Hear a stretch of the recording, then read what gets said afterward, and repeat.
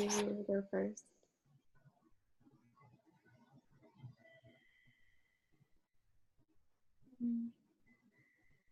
Um,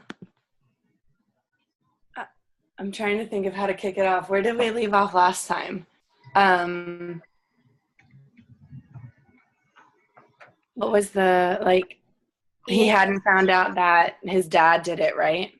No, he had He just found out his mom wasn't dead, and then he was just about to find out his dad did it. So I guess one of my questions kind of ties to the end of kind of the conversation we had at the very, very end of that conversation. And it was just in the end of everything, like, I want to know if it looks like his dad and his mom have maybe, I don't want to say like learned from it, but like, have they made, is it clear that they're like doing things with Christopher in mind rather than, for themselves?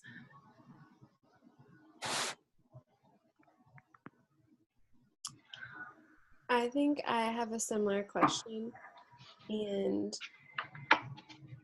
I think that they really try to put Christopher first when, like, thinking about their actions, and I think that his mom eventually does when she takes him back, but I think it took them a really long time to get there, and I think that they still would have a lot to work on if they were real people. Like, I think they try, but I think that sometimes they don't know how. Mm-hmm. I think something that his mom is gonna learn from the experience of like leaving home and then coming back is that I think she's just a very like reactionary person. Like she reacts very quickly to things, and she doesn't really give herself time to process and to think about how her actions are going to affect others. And I think like after all that, like being in London, she's going to come back and know that like as a mother, everything you do affects your kids, and like as a wife, everything you do affects your husband. Like you don't have the choice to leave without really hurting them. And like, I mean, Christopher's father, she was like essentially dead to Christopher's father, and definitely like I don't really see that relationship. I guess that's a question. Like, do you guys see that relationship improving? Like, what do you think's like in store for that relationship? Are you talking about the relationship between his father and her, or Yeah, Christopher? it's like the mom and dad. Yeah. I feel like they probably will kind of come together with Christopher in mind, just because I think they both had a realization that everything they're doing is affecting him, like with in different ways, because the mom left, but then the dad also had told this terrible lie, and he's trying to gain his trust back. And so I think I feel like they'll come together more in order to gain Christopher's trust and love back. Mm-hmm. I think they've already like come together really, because like now they're civil. Like before, the dad like was like, That's you true. can never come back, like you can never see him again, and like the mom before like would yell at like when the dad came to go get Christopher back, she like told him like not to come back or anything like that. And the dad let her stay in the house, and he went somewhere else and stuff like that. So I think like they've already like started to become civil, but I mean I think their relationship can only go upward from here now that like I think the mom like grew up a lot, since like leaving, and like you can kind of see that because she's like trying with Christopher and trying to like take care of him, is like understanding now. So like I think because Christopher is like their most important thing in their life, they will just try and work things out for his sake. It does seem like they're committed. Like you said, after the dad came to London to get him, it was like they were so ugly with each other. And now she's like making an effort, saying like, it's okay, Christopher, you can try, like kind of being there for both of them, like speaking for them both almost. Mm-hmm. I had a question that kind of falls under that same like category of um, like working together as companions, and I'm actually wondering if you guys think that Christopher, because he's never, it's one thing he's never been able to really do is like form a friendship, like a close one. Do you guys think that he is capable, like later on, of like forming a true friendship with someone, or do you think he'll always kind of be alone? It's a good question. I think it depends on how we define like true friendship, because I don't imagine that he'll ever be able to form the kind of friendship that maybe you and I define as a true friendship. But I think when we're talking about a person who has ASD, we have to change the meaning of the terms that we're using, if that makes sense. Mm-hmm. And so it's like, for him, I think he's capable of forming relationships that are unique to the way that his mind works. And it's not like it'll be different, from like the relationships that you and I have, but not wrong, And I think a really something that's really strong evidence of that is his relationship with his pet rat. Because I was thinking about who does he feel attached to, because he seems pretty like he does the thing with his hands with his parents, and it seems almost more like he's doing it to comfort them rather than to comfort himself, and he just seems pretty unattached to everything except his pet rat. So I think maybe that's evidence of the fact that he has the capacity to form a lasting, meaningful friendship with someone. Yeah, it's almost like he doesn't need it at all. Like Yeah. you said, he doesn't need that relationship or that connection. Yeah, that's just one of the parts that I actually wrote about on my forum, that I was kind of disappointed, or on some forum for this class, that I was kind of disappointed that he didn't ever really have like a friend at school. But I think that it just seemed like whenever he wrote about people at his school, he was way more, I know we talked about this last week too, high functioning. Yeah. So maybe like, I don't know, I think it would be awesome if he could be around people like of autism who are on the spectrum, who maybe he could have some similarities with, because it doesn't really seem like he minds being alone, but I think his life could like be enhanced a lot if he could like have relationships. Mm-hmm. My second question kind of ties into this, because when I was making my infograph for this week, I ended up talking a lot about how his journey to go and find his mom and all of the like challenges that he had to overcome, I think really prepared him for transitioning into adulthood in a couple of years, because he's 15, and so then I started to think about his parents and how do you guys think that like his parents will handle it versus like Christopher? Because I think that Christopher would be very ready, and so I was just like wondering what you guys thought. I think Christopher's already like really grown up, kind of like, since he's so high functioning, he's so smart. Like I think he thinks that he's already pretty grown up because he's like done all these things on his own, like he's capable of it. But I think his parents are still like, kind of are a little bit overprotective of him, but like also like I think they know that he can do it. Mm-hmm. I think like, but because he like did just run away from his like family and like traveled all over like England by himself.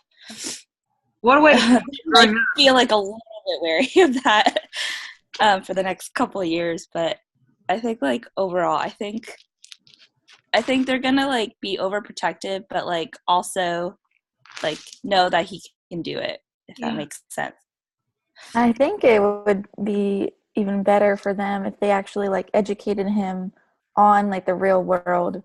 Like he's so smart, but he had to like figure out his way to London on his own. Like he didn't know much about like taking trains and that sort of thing. If he actually was taught and like did all these things with his parents, then he would be way more capable of being an adult. He has had to figure it out by himself because his parents, like I said, are kind of overbearing, and they don't want him to be doing that sort of thing to protect him. That's interesting, because I was just thinking, I've taught so many different students with autism whose parents have been kind of like on various levels of acceptance and support, I guess.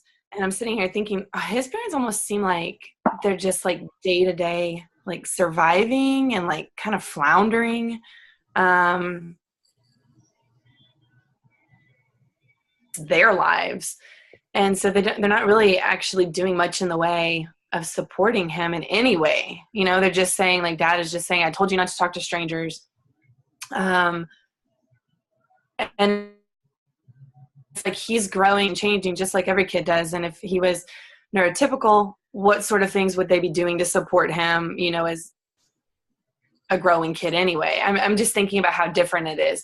And my parents that I've had with students or who have students with autism in my classes that are really, really supportive, it's like therapies and engaging activities after school or social situations that they purposely bring them to, or showing them how to ride a bus, and like being very purposeful on the like events, activities, skills, things that they help their students experience.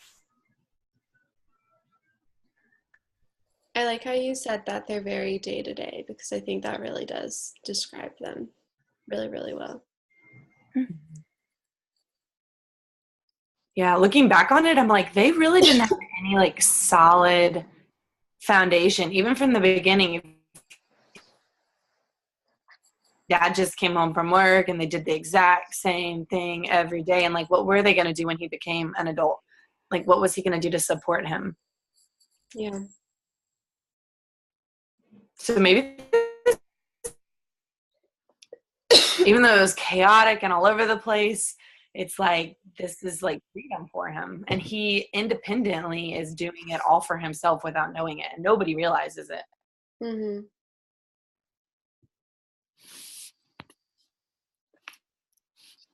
I had a question.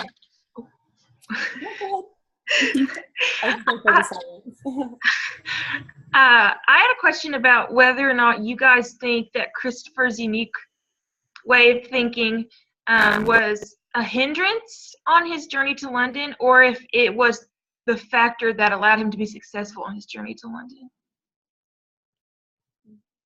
That's a good question. I think it kind of helped him be successful because of like, I mean, he knew how to calm himself down when he got like overexcited and was like, or like when he knew he was about to freak out. Like he was really like in tune with like his own emotions, and he knows that like what will trigger him to like freak out or anything like that. And he like, I don't know, I think he's just like, he was, his ways of thinking is like really clever, because like even though he like didn't really understand what was going on, he figured it out in the end, like kind of on his own. Like he would get like some help, but then he would get really confused by everything, and then he would figure it out in the end. And then he hid from the policeman too. Yeah, while I was reading it, I just was like, 15-year-old me would have done that so differently, and probably wouldn't have made it all the way to London. But I was getting so frustrated in spite of myself at his journey. Like when he sat down on the bench for like 5 hours and just watched people getting on and off the train, I was so frustrated. And I'm a little bit ashamed to admit that I was, because that's the way he's thinking. And so I need to be more patient. But in the end, he was successful. Whereas 15-year-old Kelly, I don't think would have been successful. And so it revealed a lot to me about my, I guess I underestimated Christopher, and I guess as an offset of that, maybe have a tendency to underestimate, I don't know, people like Christopher. I think maybe we all have a tendency to do that. I don't know. That's what I was going to say. It almost like draws on or shows like this social norms or societal norms of like anxiety, because nobody would sit on a bench for 5 hours, but we would all be feeling really anxious because none of us would know what we were doing, but we would all, like neurotypical people, stress in maybe similar ways, and then he's doing these things that nobody ever sees, you know, in the train station, out of a 15-year-old. And so I was kind of thinking the same thing, that people didn't know what to do with him. But I was a 15-year-old in that train station, I'd be acting pretty shady too. Like I would be like sweating or like pacing or looking at my phone like 500 times. I don't know, you know, it's still, I'm with you. I don't think, because he had those like social blocks of knowing like sitting on a bench for 5 hours is not a big deal, or spacing out in the middle of that cafe where the police officer came up to him isn't something that's going to be a red flag, which was, I remember when he like on the train, he crawled into the suitcase luggage storage. The bathroom. It's like those, he didn't think of them. It was more just like, I'm going to do this because it helps me. I mean, if I was in that situation, I know I would be so afraid of getting arrested or something. I would go right with the policeman, like right away. But he was a lot braver, and honestly, I know that he had a sense of fear going home that I probably would not have had. I wouldn't have taken it so seriously, the whole like killing Wellington thing. I wouldn't think my dad was going to murder me. Right. But that's how he thought, and I think that fear caused him to be so much more brave, you know?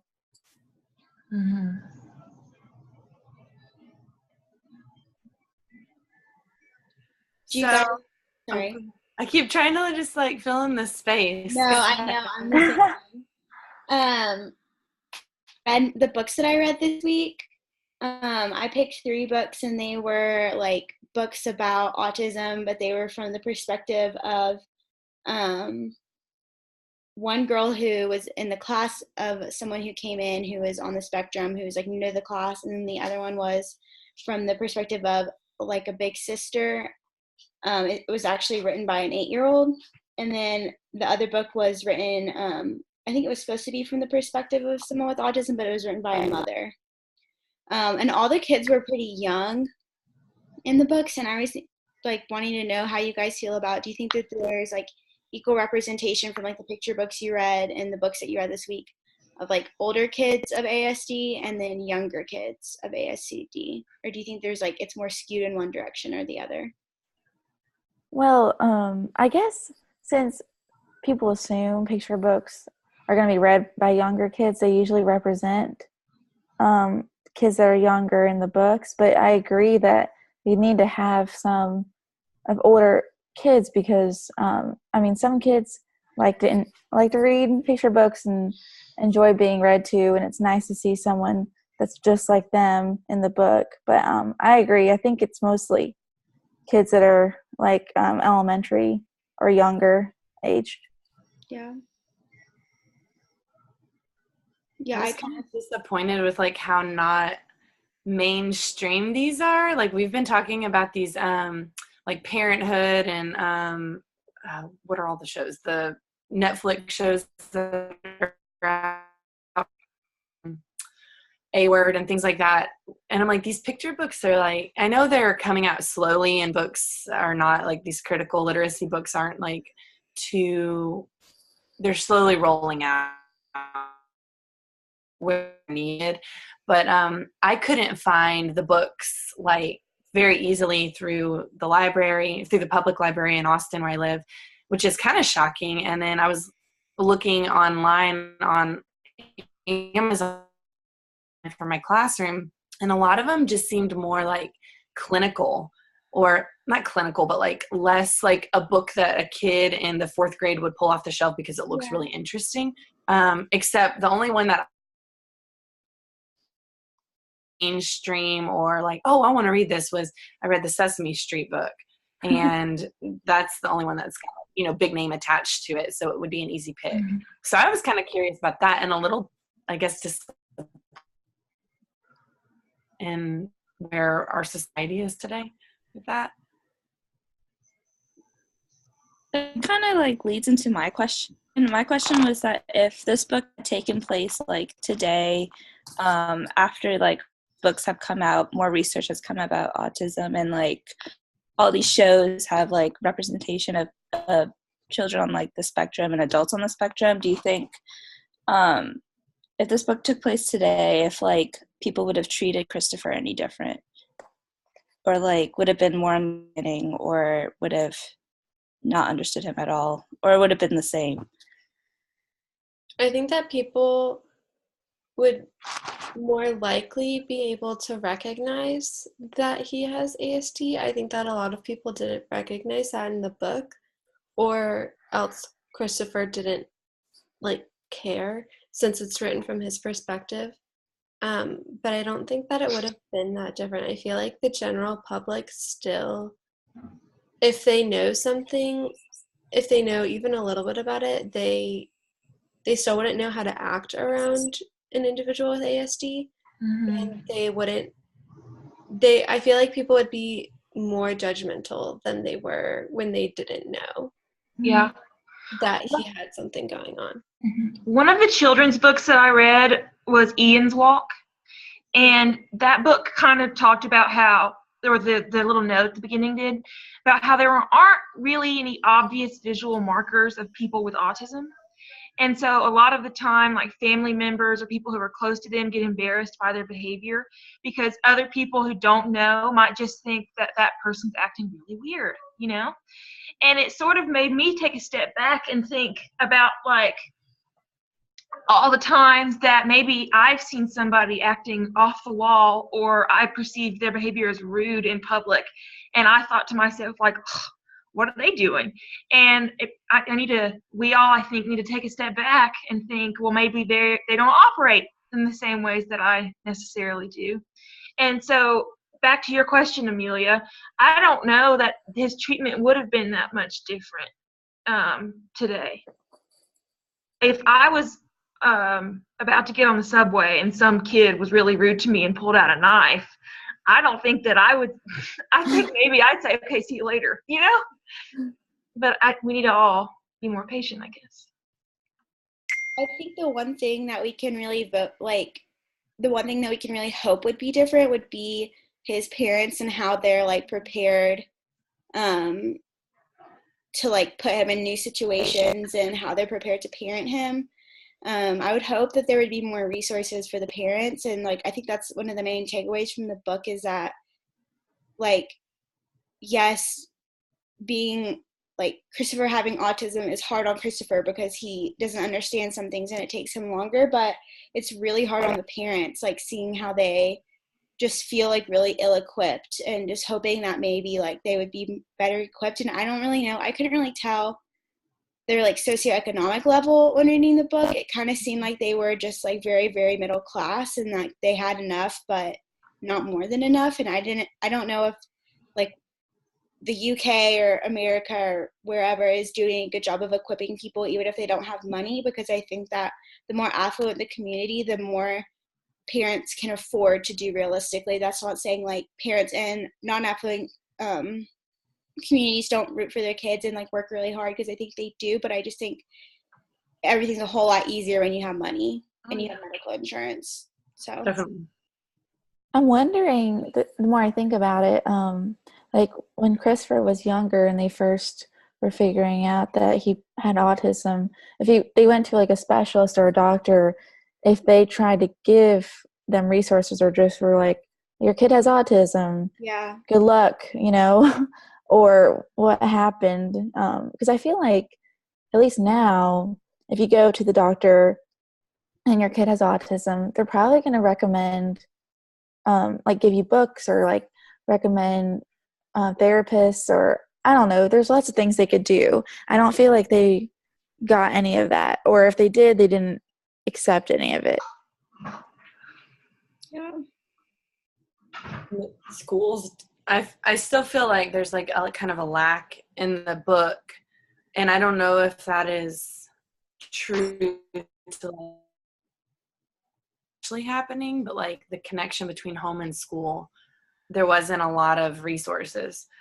coming home, especially for a school like he was going to. I feel like I'm just such a big proponent of wraparound care.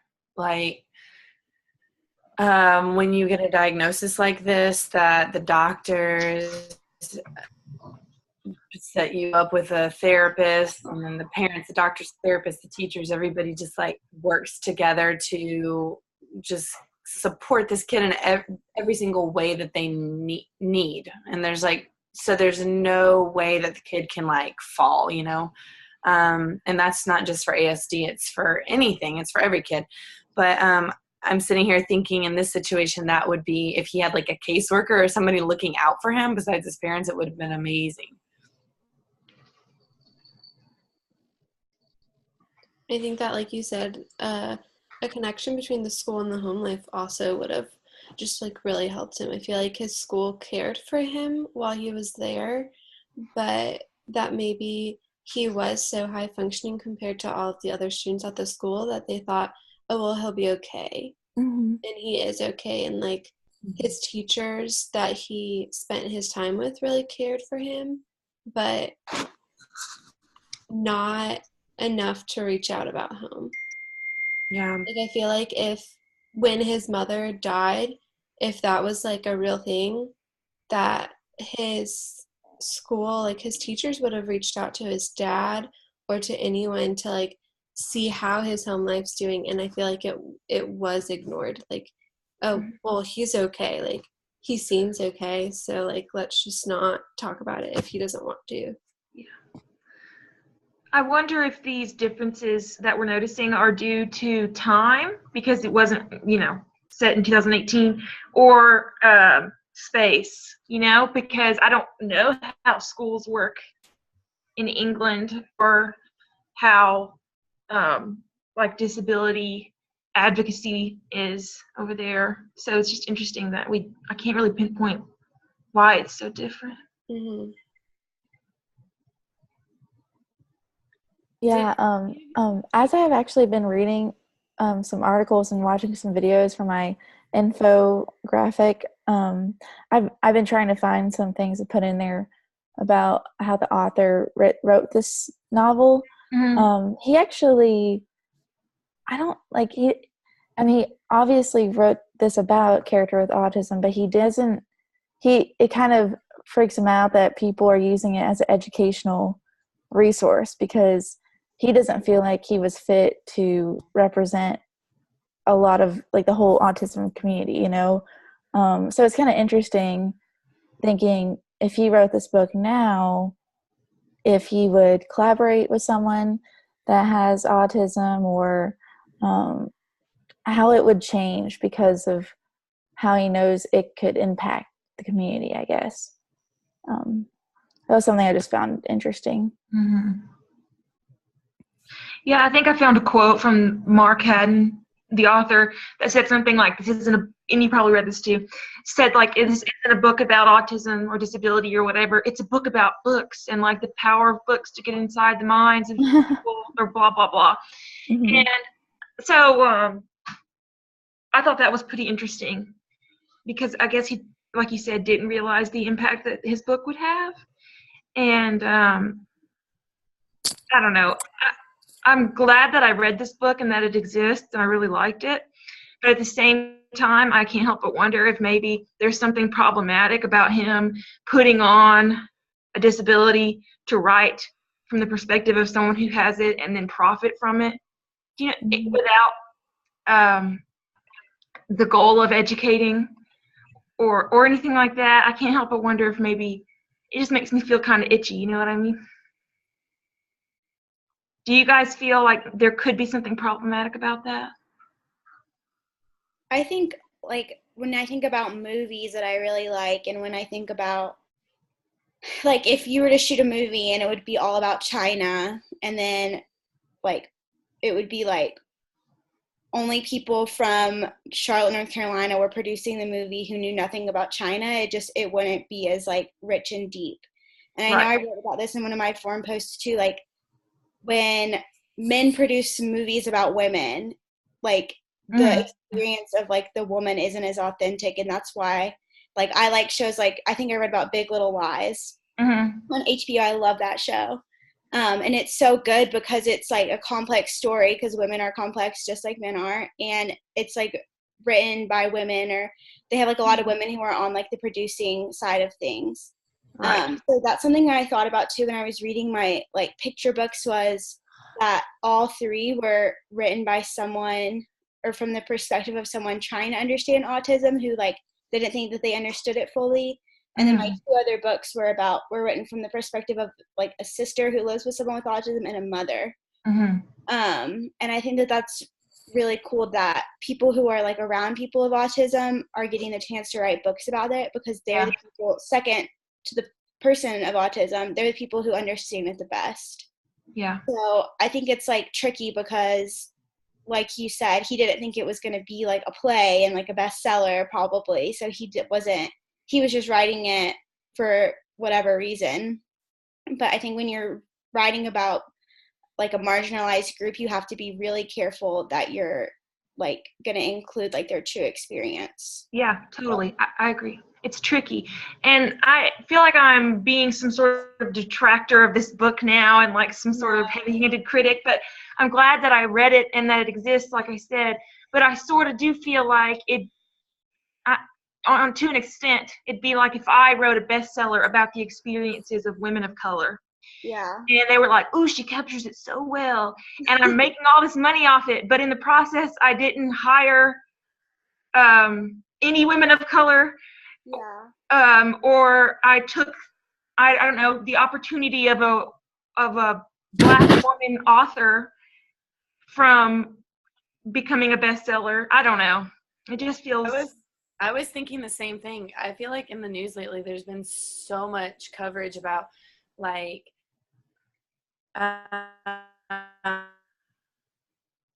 trans roles in TV shows and movies and stuff. It's like someone playing like a trans character. Why not give that to someone who is trans, and instead of just saying they were trans? And then the same, I mean, this is like age old for like media. It's like if white people used to pretend like they were Black, but now we're like giving, it's like we're trying to slowly bring these marginalized communities like in, and it's like going really, really slow, I feel like. And I kind of agree with you that maybe this missed the spot a little bit. Like, I like what you said. It needed to be written, I think, but it needed to for the author to incorporate a little bit more. I haven't done the research, but to bring in more research or more firsthand knowledge about ASD, instead of making it seem like his journey that he's never experienced. Yeah. So I thought I kind of had a connection to that with the picture books that I read, because I almost felt like there was a point trying to be made, and that they didn't always get there the best. They just basically, like, these books are being written to just get ASD in the news or in the media published. But the stories weren't as well thought out as one that might be a bestseller or more just, I don't know. So I read the 3 books I read. 2 of them I was actually reading them and I was like, these characters are super codependent, because it's like the of the children with autism are like doing everything in their power to like take on these kids with autism, or like take on like say like he gets really loud sometimes, so then I explain to everybody like, or he flaps his arms, so I make sure that all my friends know that when he flaps his arms he's just excited. And I was like sitting there thinking, that's a great thing, but 24 hours a day is his best friend. It makes it seem like that's a normal thing for like a neurotypical friend to like all of a sudden be the translator for this person with autism. it was kind of a crazy, I just realized, I was like, this is almost stressful, Yeah. thinking of like the responsibility these kids have in these books for like, and these words and signs and actions.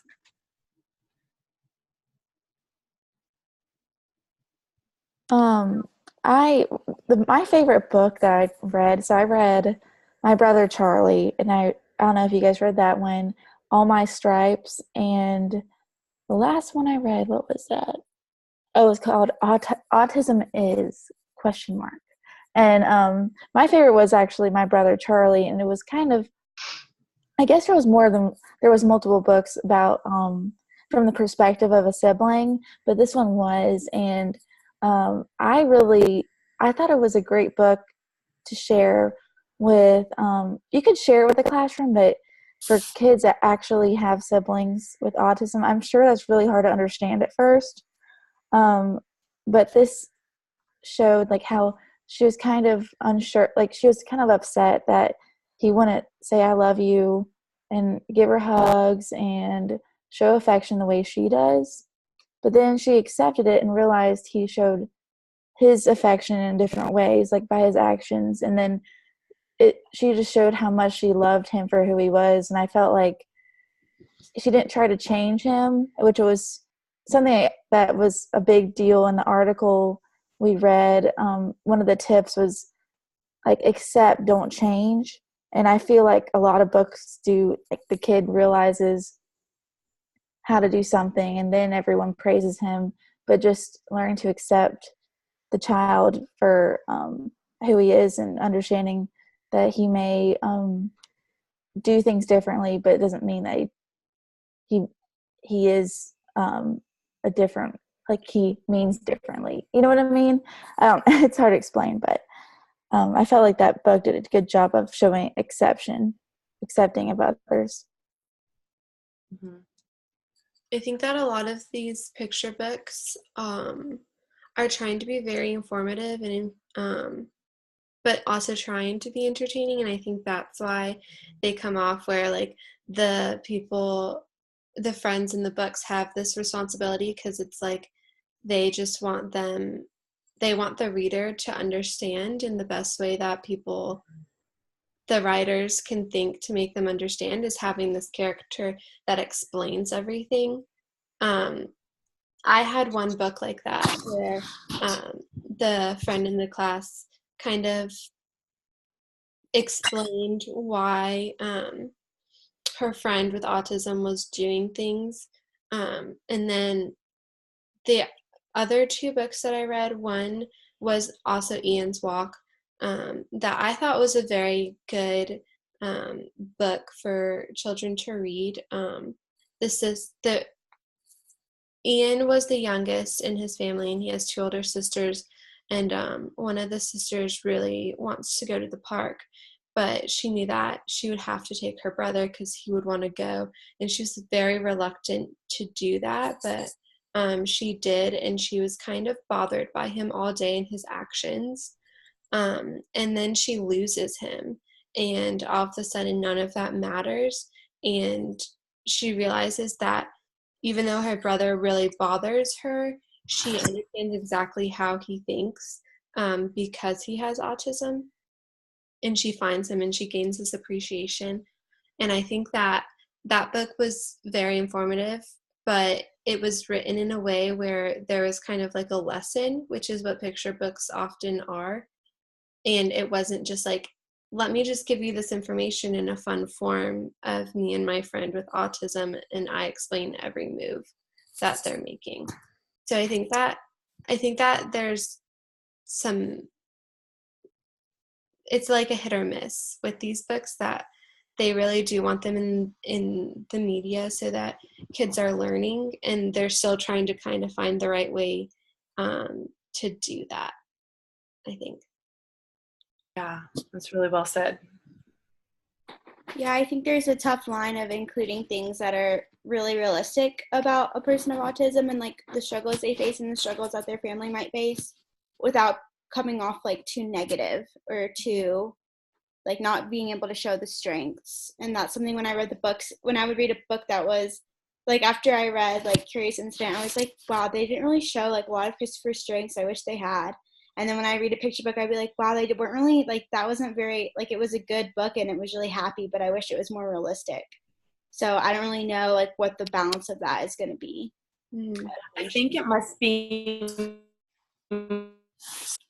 I was just thinking when you were talking, Anna, about maybe putting more people where it's not their identifier. It's not the thing that we just like are reading a book for. It's like there just happens to be a character who has autism in the story. And then we get to see them without listing all these things that autism is. They just happen to be a character. Watch, kind of like in Parenthood.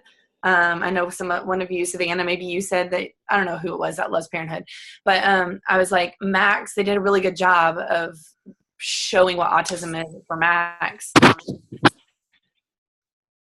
That show, without having to say these are all the things that it is. But then I was thinking that's like a long-term show and it takes time to build character. And I'm like, a picture book is really hard, I guess, to get that across, like, you know, really to be tons of picture books with lots of different people, which I think that's kind of where we're going.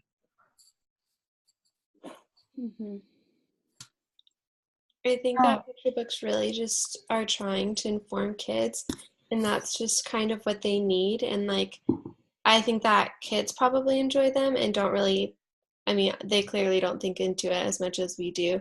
But I think that when I was student teaching, we had 2 boys with autism who came into our classroom at certain times, and one of them, which was much more high functioning, and honestly, he was like a normal kid. He was behind academically more than anything, and then this other boy only came in when I was teaching cursive, and that's the only time he ever came into our classroom because he really couldn't handle much more. They had tried earlier in the school year before I was there, but during my time there, his aide that came with him decided that one day when he wouldn't be there, she was going to show this presentation to help the class better understand what autism is and why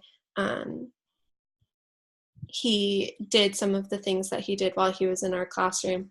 And she showed, it was like a video, but it was kind of like a picture book too. I think it could have been like a book, where that I think a lot of these picture books come from, where there was this boy who has autism and there was his friends and they kind of described him.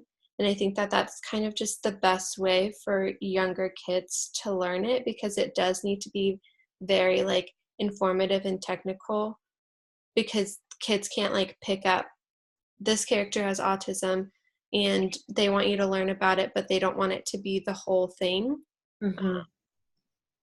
About the book that we're going to list these things. But I think that to a point that is what kids need, because it's the best way to explain it to them. I guess if we're like looking at explaining it for certain situations like that, it's good. Like last year I had a student with diabetes and we had a book that kind of explained scientifically what diabetes is and why you need insulin shots and things like that. And he was so tired of people watching him or needing, like wondering why he was leaving the classroom. And he was just like, can we just talk about this? So we kind of went through something like that. But then one of my coworkers told me about this. I think it's one of Rick, how do you say his name? Rick Riordan. His new books that has like a kid with diabetes in it, a kid in a wheelchair in it, but it's still them going on this crazy adventure, and none of it is like an identifier of the character.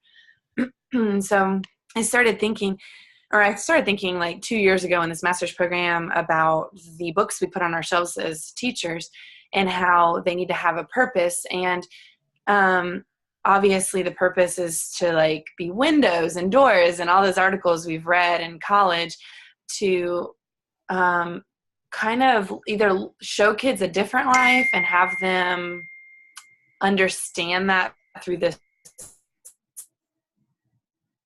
or to, I'm realizing how important it is right now as an adult to be able to connect to characters like that that look just like you, where you're watching a TV show or you're reading a book, and if you don't have any connection to them, you really don't care at all.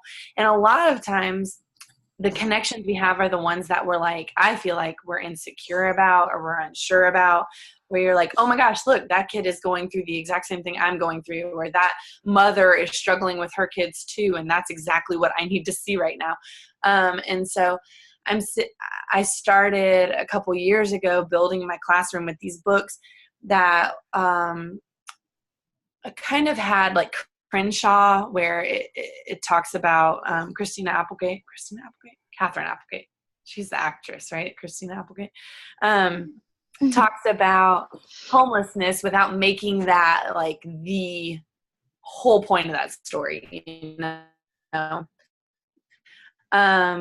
Anyway, I think the whole point of that is just to say, I understand why these authors are writing these books the way they're doing them. I can't wait, I guess. And I see that there was that need, and I see like how children's authors keep moving forward. Excuse me. Yeah, that kind of, I don't know if it was in this class. I'm taking 2 classes right now. But I read this article called, I think it's like People's First Language. Maybe it wasn't in this class, but I'm in that same class too.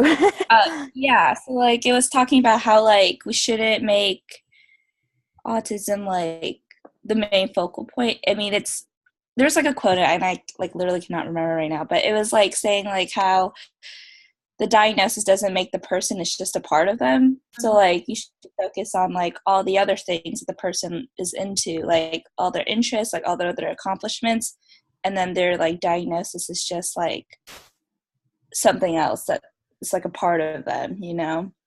And I think that like that's important when like people are writing these books, is that even though they have autism, they have other interests too. And I think that that's something that these books are lacking, is that including that, you know, like yeah, they have autism, but what else are they like, what else is there about them? Like, what do they like? What are their hobbies? Like, what do they like to do? Like, in Christopher's case, like, he has a pet rat, and he loves to take care of him, and he has all these, like, and what else does he like to do? Yeah. Math. Like, they talk about that, and I think that's important, because then, like, if a kid is reading this, he's like, oh, he likes math. Oh, I like math too. And then they can connect in that way too, like small ways. And I think that like that's something that the books that at least I read, like the little kids, the picture books or whatever, they didn't really address the things that the kids liked. It was just more like just characteristics of autism. Yeah. Which I think is great. Like, especially if you're like reading it to like little kids, that way they like understand like, oh, these are things that I might think it's weird, but this is actually something completely different, you know? Yeah. But I think it's also important that they include that other stuff too. Yeah. I think like Anna said, these books, the picture books that are aimed at small children, are a really good tool for teaching somebody about autism, like maybe for the first time, you know? And I don't know that I'm well equipped to teach someone about something that I know so little about, really. The more I learn about it, the more I realize there's not a lot I know. So they'd be a great tool, and they're not super narrative, but they are really informational, and it may not make for like awesome literature, but they're pretty good tools. And then also, like Bronwyn said, I think maybe we're headed toward, even though we're not there yet, a time in which we can have characters in books of ASD who maybe are more subtly, like, it's not like, this is Bobby, he's different, you know? We can just learn about them like we do any other character, without autism being their defining, like their biggest marker, you know? Like Bobby, the kid with autism, it'd just be like, Bobby, you know? And I don't think we're there yet. And I wonder if maybe representation happens on a curve or something, because as literature and other kinds of media are getting more inclusive, it's like these characters that we're meeting in novels, in TV shows and picture books, it's like really blatant, like Bobby with autism, and then pretty soon or relatively soon they're going to become more nuanced and authentic portrayals of people who actually have autism. And it's like we're not there yet, but we're on the way. Does that make sense?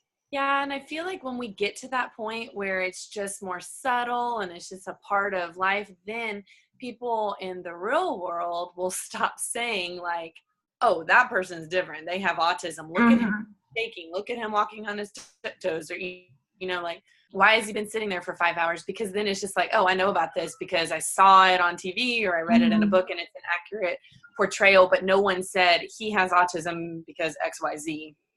Or I know that because XYZ.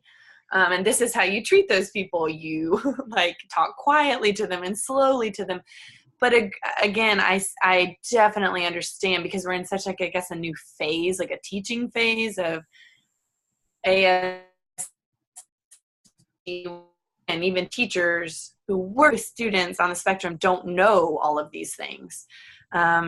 So it's kind of like we are in this like transitional time, I guess. Yeah. I'm kind of going backwards just a little bit, but I'm curious, did you guys read any books that were about like a really low functioning kid with autism? Because I know there's some out there, because in the article it said like, oh, these 2 books included kids that are really low functioning, but I didn't find any. And that's something that's like hardly ever represented, I feel like. I read a book called Looking After Lewis, and he was very low functioning. He didn't really talk much. He literally would repeat things that people said to him and then add his name to it. And he would often shorten what they said and then add his name. And honestly, that's all that you get out of it, is that like, this is Lewis and he drew this picture, and it never said what grade they were in. They were very small. It was like a watercolor book type of a thing. And Lewis drew this picture and nobody could tell what it was. And I'm like, okay, well, that doesn't necessarily mean he has autism. It means he's a child who can't draw, which is like all children. I was like, okay. So the only thing that I got out of it was that he didn't speak much and he couldn't form his own words, which, like, I mean, it's fair that like kids should know that like they might have students in their school that are like that. But I think that I didn't like that book at all. I didn't think that it was very good. I don't think that it was a good representation. Yeah. I read a book called My Brother Sammy is Special, and Sammy is definitely more low functioning than Christopher. I don't know if maybe on the whole spectrum you would consider him, I don't know, super low functioning, but he kind of, like the character in Anna's book, just repeats things and like doesn't touch people at all. And it kind of is like his brother coming to terms with how to show affection for Sammy, which seems to be a really common theme in a lot of these books, like siblings of children with autism coming to terms with it. But Sammy's way of communicating and being in the world seemed a lot different from some of the other characters I've encountered so far. He's more low functioning, I think, than any of the other characters I've encountered. Although in the grand scheme of things, I don't know. If that makes sense. I am. So, sorry to go backwards, but the book, so my boyfriend was with me when I picked up these books from the library, and I was driving, so he started to look through the books, and this is what first caught my attention of the book, is that he started to go through it, and I have it here, and this is the boy who's the low functioning kid, and just the way that they drew him, like my boyfriend opened the page, and he didn't know what class I was taking, and his expression about what the boy even looks like was kind of like, I was like, well, don't do that, like that's rude. Like this is probably the boy in the book that has autism, and I think that was also part of like the drawback of this book. And so yeah, I just wanted to share that too. They could have tried a little harder, I guess, right? But I hope that there are good books about low functioning. children with autism, because even though in a mainstream classroom you might not see them as often, I think that it's important. Like I was at Hardin Park for my student teaching, and they have so many contained special ed classrooms, but that doesn't mean that you don't come in contact with those students. Like I saw like 2 classrooms of students regularly every day. So my class last year was the most amazing situation period ever for a teacher and students, especially when considering autism, because I had 4 students on the spectrum and then a student who was with them all the time because of behavior, but they were in my classroom 24/7. And I had a TA from the unit come in, and I was the only autism classroom because the way they, like, I didn't have any other, I think I told you this, but I didn't have any like math resource kids or reading resource kids. It was all autism. And so each kid obviously, and throughout the whole year, my just like gen ed kids got to see these like huge strides that these kids were making. So I had one student who just stood in the back of the classroom and like zoomed all day long, and we had to make sure like the whole year we focused on like zooming small or making it less noticeable or distracting. And so throughout the year he would make these tiny little steps where instead of like at the beginning of throwing his chair back and like making this ruckus when he's getting up to like go zoom and then zooming big and making all these really loud noises, he at the very end would know how to like like scooch his chair out without making a noise and tuck it in gently. And then like he would just stand in the back in the corner and just like zoom by himself. And I didn't have to say a thing. All of my students recognized it, and they gave him all of the positive like reinforcement and recognition ever. They were like so unbelievably proud of him, just as their classmate and their friend. And he was very low functioning. I mean, couldn't read. He doesn't do much math. And I loved that we could all spend such an intense amount of time together that everybody could see them growing just like I did, or just like their parents would. And I think that was the most meaningful thing, because it shows, I guess, that these low functioning kids still are capable in doing things. You know, they're still have qualities. They're not just like this little boy who can't draw a picture, which is what this book is trying to get across, but it's not doing a very good job of like showing that he's actually a person who has good qualities or like strengths in some ways.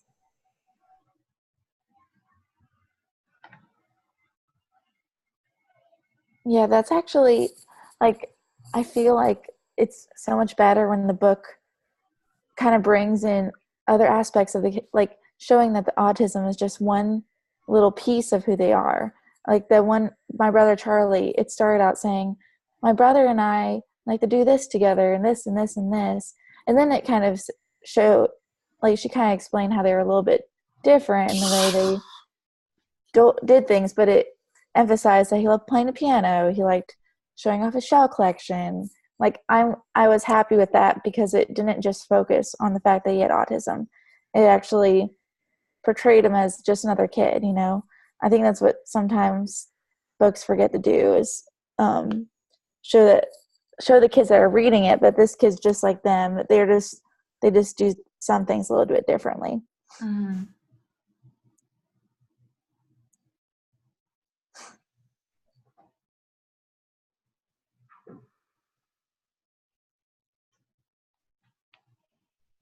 Well, I feel good. yeah.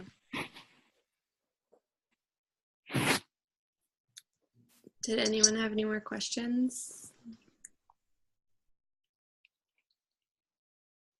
I think we're all good. Thanks for the enlightening discussion.